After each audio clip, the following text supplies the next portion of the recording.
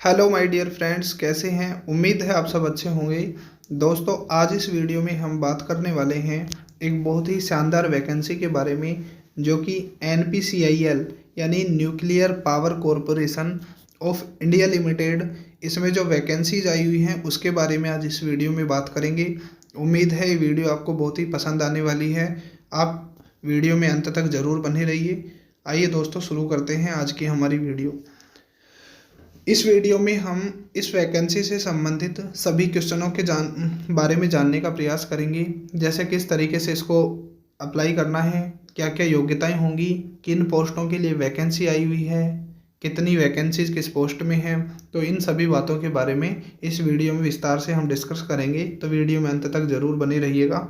सबसे पहले अगर बात करें दोस्तों, मद्रास परमाणु बिजली घर, मद्रास एटॉमिक पावर स्टेशन, जैसे बार्क है दोस्तों भाभा एटॉमिक पावर स्टेशन, इसी तरीके से ये भी NPCIL भारत सरकार का एक उपक्रम है।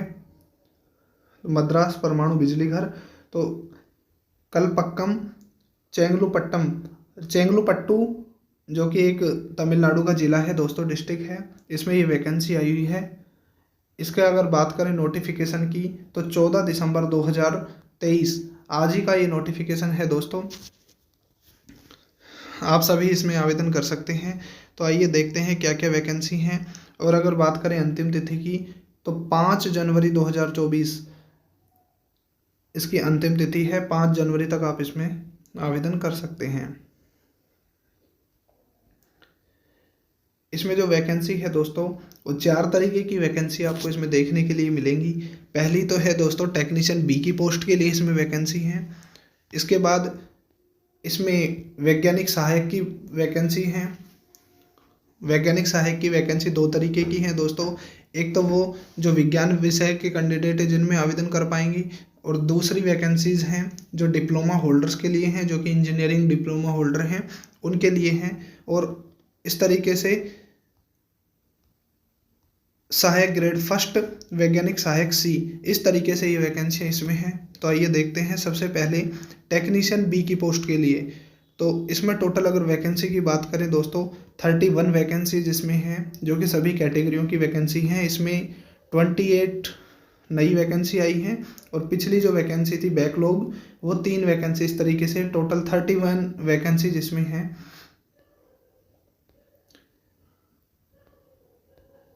इसी तरीके से कैटेगरी फर्स्ट की जो ये वैकेंसी है, इसमें 17 वैज्ञानिक सहायक ग्रुप C की जो असिस्टेंट C, इनमें 1, और सहायक ग्रेड इसके लिए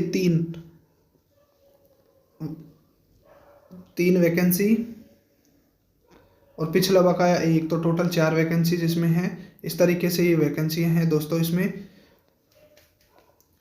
टेक्नीशियन बी की जो पोस्ट है दोस्तों,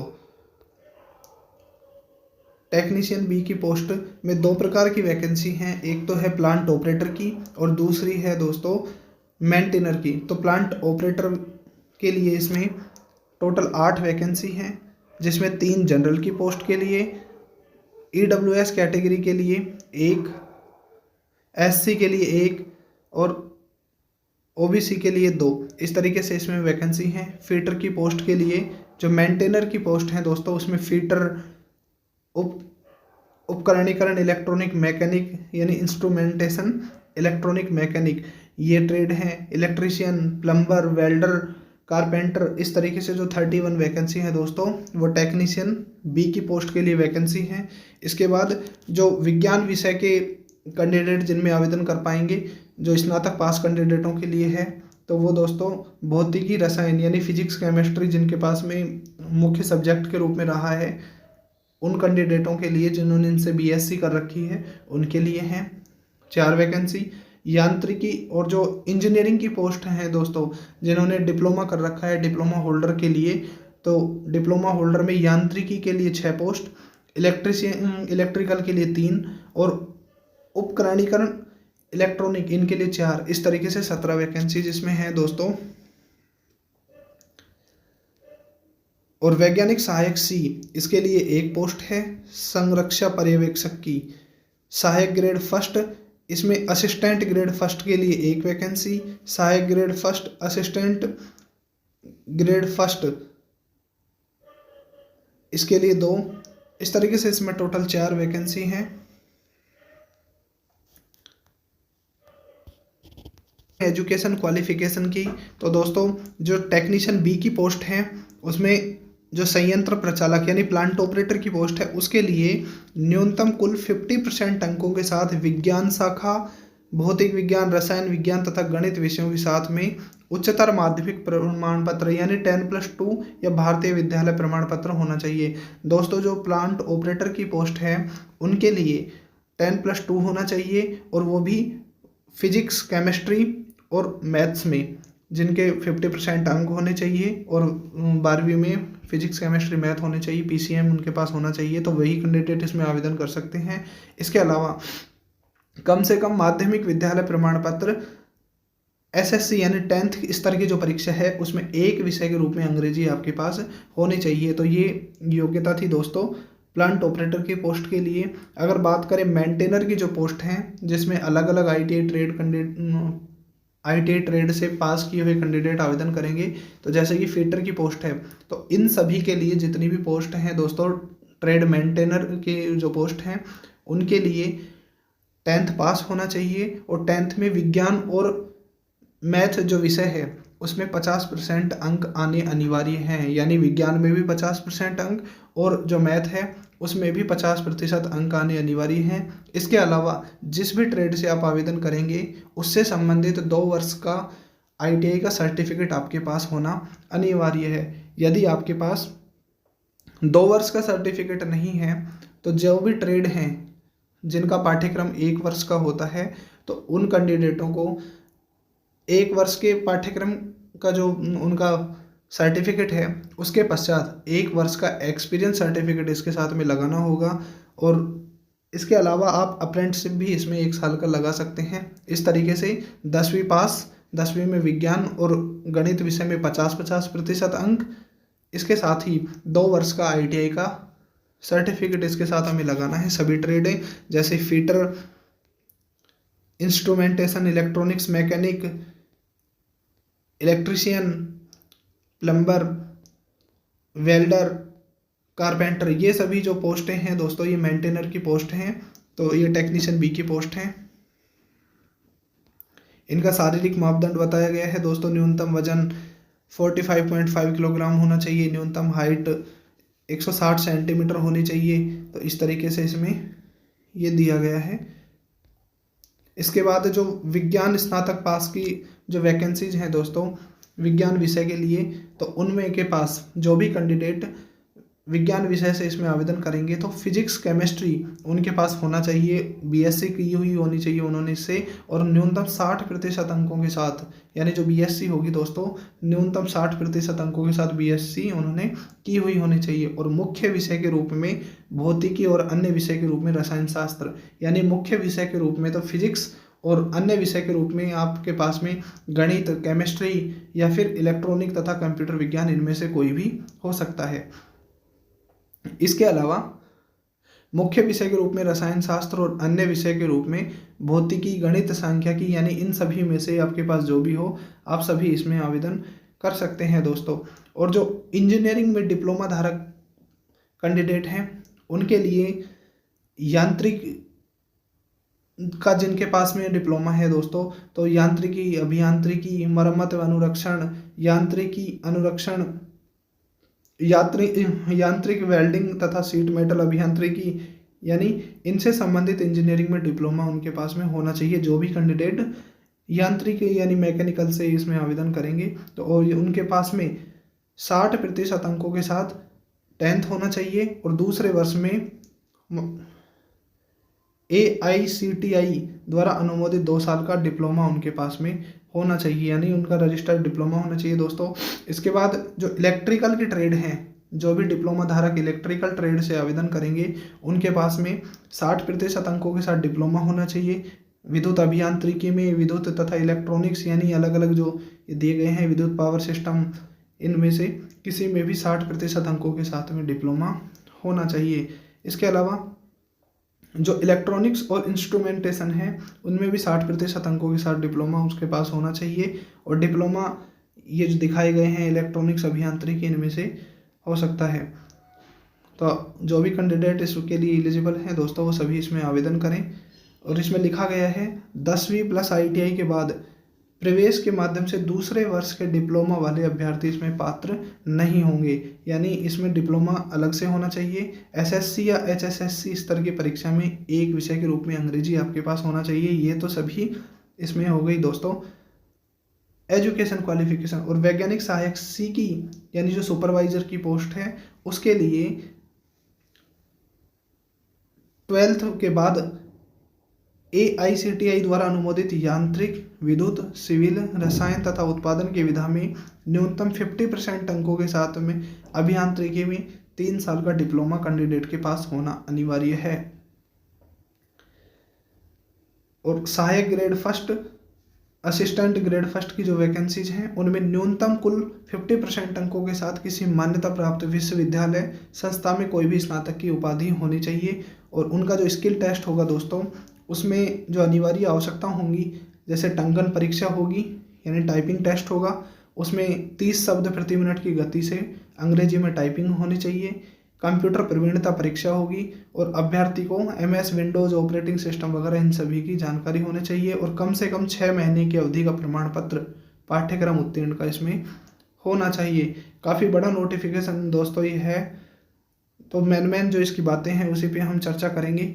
हमने बात करी इसकी दोस्तों विभिन्न पोस्टों की, और अब बात करते हैं सैलरी की। तो दोस्तों सैलरी की अगर बात करें तो जो टेक्नीशियन B की पोस्ट है संयंत्र प्रचालक अनुरक्षण, उनको 2 साल का उनका ट्रेनिंग पीरियड होगा दोस्तों। और फर्स्ट ईयर आपको दिए जाएंगे 20,000 प्रति माह, और सेकंड ईयर यानी 1 साल के बाद आपको दिए जाएंगे 22,000 रुपये प्रति माह आपको सैलरी के रूप में दिया जाएगा। इसके बाद जब आपका ट्रेनिंग पीरियड समाप्त हो जाएगा तो 21,700 यानी बेसिक सैलरी आपकी होगी और लेवल 3 की वैकेंसी होने वाली है। इसके अलावा जो भी गवर्नमेंट के अलाउंस वगैरह होंगे इसमें अलग से जोड़े जाएंगे। और वैज्ञानिक सहायक की जो पोस्ट है उनमें 1.5 वर्ष यानी 18 महीने का दोस्तों आपका ट्रेनिंग पीरियड होगा, जिसमें प्रथम वर्ष आपको 24,000 रुपये पर मंथ दिए जाएंगे। इसके बाद जो 6 महीने हैं उसमें आपको 26,000 रुपये पर मंथ सैलरी दी जाएगी। इसके अलावा आपको 3,000 रुपये बुक अलाउंस के रूप में भी आपको इसमें मिलेगा। और जो ग्रेजुएट्स डिप्लोमा होल्डर इंजीनियरिंग की जो वैकेंसीज हैं उनमें 35,400 जो लेवल 6 की वैकेंसी है आपको सैलरी दी जाएगी। इसके अलावा जो भी इसमें अलाउंस वगैरह होंगे दोस्तों वो सभी अलग से ऐड किए जाएंगे। वैज्ञानिक सहायक C जो असिस्टेंट C की पोस्ट है वो लेवल 7 की वैकेंसी है दोस्तों, जिसमें वेतन मैट्रिक्स में वेतन 44,900 आपकी बेसिक सैलरी होगी। और सहायक ग्रेड फर्स्ट, असिस्टेंट ग्रेड की जो हैं उनको 25,500 लेवल 4 की वैकेंसी है। तो 36,210 रुपये टोटल आपको इस तरीके से कुछ इसमें मिलेंगे। इसके अलावा जो भी महंगाई भत्ता भारत सरकार द्वारा समय समय पर अनुदित दरों के आधार पर महंगाई भत्ता वगैरह जो होगा DA वगैरह होगा इसमें अलग से जोड़े जाएंगे। इसके अलावा कुछ अन्य भत्ते हैं दोस्तों जो आपको इसमें दिए जाएंगे इसके साथ इन सैलरी के अलावा, जैसे परिवहन भत्ता दिया जाएगा, मकान किराया आपको दिया जाएगा, स्थल अवस्थिति भत्ता दिया जाएगा, व्यावसायिक अद्यतन भत्ता दिया जाएगा। इसके अलावा दोस्तों कुछ गवर्नमेंट की जो सुविधाएं हैं वो भी आपको दी जाएंगी, यानी कर्मचारी लाभ और विविध सुविधाएं, यानी लीव ट्रेवल अलाउंस आपको इसमें दिया जाएगा, लीव एंड लीव एनकेसमेंट दिया जाएगा। स्वयं और जो आश्रित हैं उनके लिए चिकित्सा सुविधा, ये काफ़ी अच्छी वैकेंसी है दोस्तों। चिकित्सा सुविधा, मेडिकल फैसिलिटी आपको दी जाएगी। टाउनशिप में संतानों के लिए शिक्षा सुविधा दी जाएगी, संतान शिक्षा सहायता दी जाएगी, चिल्ड्रन एजुकेशन असिस्टेंस आपको दिया जाएगा। इसमें केबल टीवी प्रभारों की प्रतिपूर्ति दोस्तों, जो केबल टीवी होगा उसका जो बिल होगा वो भी गवर्नमेंट आपको इसमें देगी। मोबाइल का जो रिचार्ज होगा उसके भी पैसे गवर्नमेंट आपको देगी दोस्तों। समाचार पत्र, जो न्यूज़पेपर आप पढ़ेंगे उनका भी पैसा आपको गवर्नमेंट देगी। इसके अलावा व्यावसायिक संस्थान की सदस्यता शुल्कों की प्रतिपूर्ति और जलपान गृह यानी खाने के पैसे भी आपको गवर्नमेंट से दिए जाएंगे। इसके अलावा प्रोत्साहन आपको दिए जाएंगे, जैसे कार्य निष्पादन संबंध प्रोत्साहन, ऋण और अग्रिम, आप लोन भी ले पाएंगे दोस्तों, ब्याज सहित अग्रिम, गृह निर्माण सामान्य प्रयोजन हेतु जो भी आपको जैसे लोन की जरूरत पड़े आप मिल सकते हैं। ये सब बाद की बातें हैं दोस्तों। तो ये सभी सुविधाएं आपको इसमें मिलने वाली हैं। आयु की अगर बात करें तो 18 से 24 जो टेक्नीशियन बी की पोस्ट हैं उनके लिए, और वैज्ञानिक सहायक की जो पोस्ट हैं अभियांत्रिकी में डिप्लोमा धारक या विज्ञान स्नातक, उनको 18 से 25 ईयर्स के कैंडिडेट आवेदन कर सकते हैं। वैज्ञानिक सहायक सी जो संरक्षा पर्यवेक्षक की पोस्ट है 18 से 35 ईयर्स के कैंडिडेट आवेदन कर सकते हैं। और सहायक ग्रेड फर्स्ट, इसके जो कैंडिडेट हैं 21 से 28 वर्ष की आयु सीमा के होने चाहिए। इस तरीके से इसमें आयु सीमा थी। और ये सभी आयु की अगर बात हमने जो करी है दोस्तों, ये जनरल कैटेगरी के लिए है। अलग अलग कैटेगरी के हिसाब से एज रिलैक्सेशन इसमें दिया जाएगा, जैसे कि गवर्नमेंट के हर फॉर्म में होता है, हर वैकेंसी में होता है। इसके बाद तैनाती के स्थान की अगर बात करें दोस्तों, जब आप सिलेक्शन आपका होगा तो आपको रिक्तियां भरने के लिए दोस्तों मद्रास में आपको पोस्टिंग दी जाएगी। जैसे इसमें लिखा हुआ है मद्रास परमाणु बिजली घर कलपक्कम, यहाँ पे आपको इसमें पोस्टिंग दी जाएगी, यानी आपको ज्वाइनिंग कराई जाएगी। और इसके अलावा आपको भारत में कहीं भी सेवा देने के लिए यह स्थानांतरण किया जा सकता है। इसके बाद दोस्तों बात करें सिलेक्शन प्रोसेस की, जो कि सबसे इम्पोर्टेंट है। सिलेक्शन प्रोसेस आपका 3 कैटेगरियों के थ्रू होगा दोस्तों, 3 स्टेज में आपको गुजरना पड़ेगा। पहले स्टेज में आपकी प्रारंभिक परीक्षा होगी, प्रीलिमिनरी टेस्ट जिसे कहेंगे। दूसरे में आपका मेन टेस्ट होगा, जिसके जरिए आपकी मेरिट बनेगी। और तीसरा होगा दोस्तों आपका स्किल टेस्ट, जिस भी ट्रेड से आप अप्लाई करेंगे या जिस भी पोस्ट के लिए अप्लाई करेंगे तो उससे संबंधित स्किल टेस्ट आपका लिया जाएगा। तो जो प्रथम परीक्षा होगी दोस्तों वो सिर्फ क्वालिफाई होगी, उसको क्वालिफाई करना है 40% अंकों के साथ में। और इसमें जो सिलेबस होगा वो 50 बहुविकल्पी प्रश्न यानी 50 क्वेश्चन होंगे इसमें ऑब्जेक्टिव टाइप, जिनमें 20 क्वेश्चन होंगे गणित विषय के, विज्ञान के 20 और 10 होंगे जनरल नॉलेज सामान्य जागरूकता जनरल अवेयरनेस के क्वेश्चन होंगे। इस तरीके से टोटल 50 क्वेश्चन पहले वाले जो पेपर होगा स्टेज फर्स्ट उसमें होगा। परीक्षा की अधिकतम अवधि 150 अंकों के लिए 1 घंटे की अवधि होगी। 50 जो 150 अंकों का आपका पेपर होगा, 50 क्वेश्चन होंगे, एक क्वेश्चन 3 नंबर का होगा दोस्तों, और 1 घंटे का समय आपको इसमें दिया जाएगा। प्रत्येक सही उत्तर के लिए 3 अंक और गलत उत्तर के लिए 1 अंक आपका काटा जाएगा। तो दोस्तों बहुत ही ध्यान से आपको एग्जाम अटेम्प्ट करना है। नेगेटिव मार्किंग इसमें दोस्तों 1 अंक आपका काट लिया जाएगा, 1/3 की नेगेटिव मार्किंग है।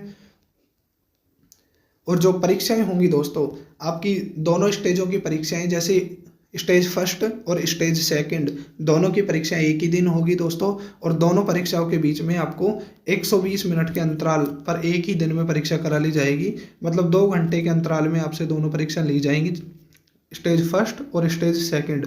तो जो भी कैंडिडेट स्टेज फर्स्ट में क्वालिफाई होंगे उनको सेकंड स्टेज के लिए बुलाया जाएगा, यानी सेकंड स्टेज का एग्जाम दिलाया जाएगा जो भी कैंडिडेट स्टेज फर्स्ट में क्वालिफाई होंगे। और जो स्टेज फर्स्ट है उसमें क्वालिफाई करने के लिए 40% अंक अनुसूचित जाति, अन्य पिछड़े वर्ग, आर्थिक रूप से कमजोर वर्ग और दिव्यांग, इनके लिए 30% दोस्तों क्वालिफाई नेचर आपके होना चाहिए। इसके बाद जो सेकंड परीक्षा होगी स्टेज सेकंड, उसमें दोस्तों माध्यमिक विद्यालय प्रमाण पत्र, ITI से संबंधित वगैरह, मतलब जो भी कैंडिडेट यदि ITI से आवेदन कर रहे हैं तो उनमें ITI से संबंधित प्रश्न इस सेकंड स्टेज के जो एग्ज़ाम होगा उसमें पूछा जाएगा।